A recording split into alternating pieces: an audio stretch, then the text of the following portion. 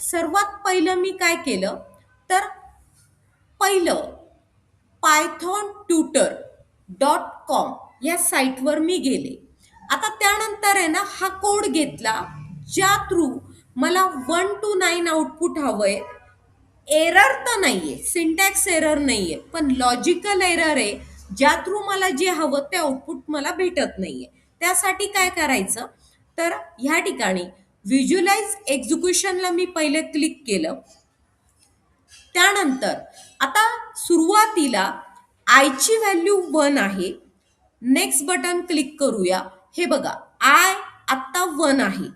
त्यानंतर 1 less than or equal to 9 condition true आहे.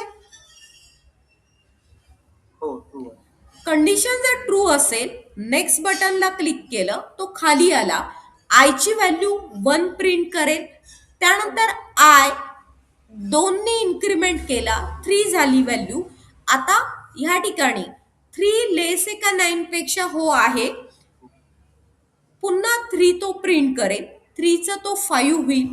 असं 5 लेस आहे का 9 पेक्षा आहे तर तो 5 प्रिंट करेल. 5चा तो 7 होईल. नेक्स्ट त्यानंतर 7 लेस आहे का 9 पेक्षा हो आहे. त्यानंतर 7 प्रिंट करेल आणि त्यानंतर 9 होईल.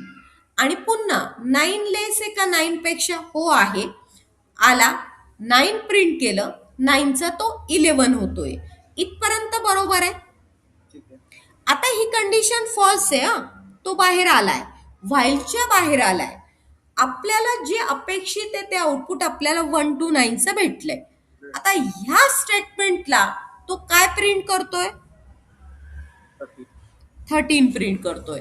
तर मी कोडमध्ये काय चेंज करावा की जेणेकरून मला तो 1 to 9 देईल, 13 नाही देणार. प्रिंट आय प्लस 2 आपण रिमूव्ह करू. रिमूव्ह करू. एकदम बरोबर. तुम्ही तुमच्या कोडमध्ये रिमूव्ह करा आणि रिझल्ट येतो का चेक करा. वाटलंच तर मी इथे पण एडिट दिस कोड करते. ही स्टेटमेंट डिलीट करते आणि त्यानंतर या ठिकाणी ओके.